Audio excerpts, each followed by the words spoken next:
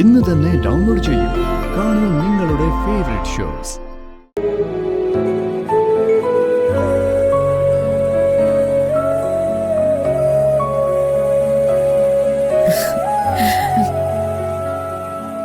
പിന്നെ മോൾക്ക് സന്തോഷായോ? ഓ ആന്റി, ഇത്രേ ഉള്ളൂ. വലിയ വലിയ വൈരാഗ്യങ്ങളും വിഷമങ്ങളും ഒക്കെ നല്ലൊരു വാക്കുകൊണ്ട് തീരും, നല്ലൊരു പ്രവൃത്തി കൊണ്ട് തീരും. എനിക്കത് മനസ്സിലായി ആന്റി. ഇനി ഒരിക്കലും മോൾ അച്ഛനെ വേദനിപ്പിക്കരുത്. രാമകൃഷ്ണേട്ടൻ ഒരു പാവം മനുഷ്യന്, സ്നേഹിക്കാൻ മാത്രമേ അറിയൂ. വീണ, നമ്മൾ തമ്മിൽ പലപ്പോഴും സംസാരം ഉണ്ടായിട്ടുണ്ട്. എനിക്ക് വീണയെ തല്ലേണ്ടി വന്നിട്ടുണ്ട്. എല്ലാം മറന്നു കളഞ്ഞ കൂട്ടത്തില് അതും മറക്കാൻ പറ്റില്ലേ? എന്റെ പ്രവൃത്തികൾ എന്തായിരുന്നു എന്ന് എനിക്കറിയാം.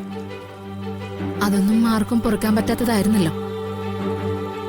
അതൊക്കെ പോട്ടെ നിത്യം. എന്തായാലും ഒരു കാര്യത്തിൽ സന്തോഷമുണ്ട്. വീണ വിപിനോടൊപ്പം നന്നായി ജീവിക്കുന്നുണ്ടല്ലോ. ഇന്നും ഇങ്ങനെ വേണം മോളെ. കുടുംബമാണ് നമ്മുടെ ശക്തി. നമ്മുടെ വേറെ ഏത് നേട്ടവും അതിന് പുറകിലേ വരൂ.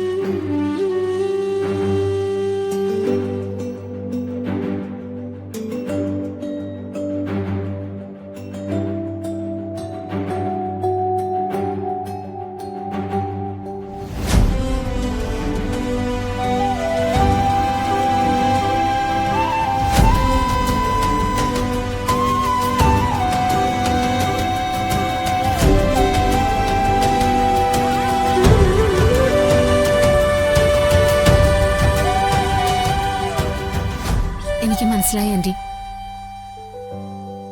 വീണ ഇനി എപ്പോഴും ഇങ്ങോട്ട് വരണം. വിപിനെയും കല്യാണിയും കൂട്ടി ഇടയ്ക്കിടയ്ക്ക് ഇങ്ങോട്ട് വരണം. അത് വീണയുടെ അച്ഛന് മാത്രമല്ല, ഇവിടെ എല്ലാവർക്കും സന്തോഷമുള്ള കാര്യ. നമുക്കൊരു കാര്യം ചെയ്യാം. രഘുവേട്ടൻ തിരിച്ചു വന്നിട്ട് ഒരു ദിവസം ഇവരെ ഇങ്ങോട്ട് വിളിക്കാം.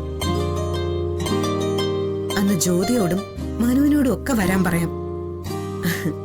അപ്പൊ പിന്നെ നമ്മുടെ കുടുംബം പൂർണ്ണമായല്ലോ. അപ്പോഴും കുടുംബം പൂർണ്ണമാകില്ലല്ലോ ആന്റി. ഒരാള് കൂടിയില്ലേ, ജീവൻ.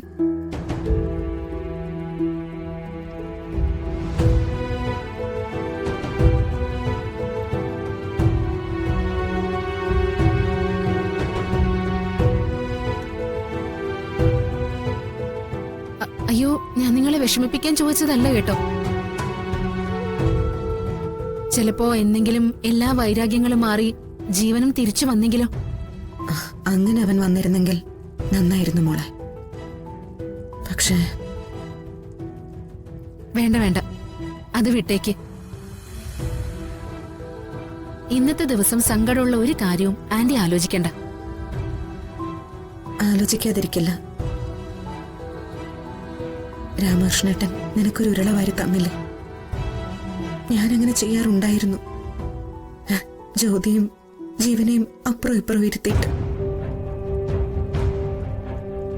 അതെന്തായാലും ഓർത്തുപോകും. അമ്മയല്ലേ.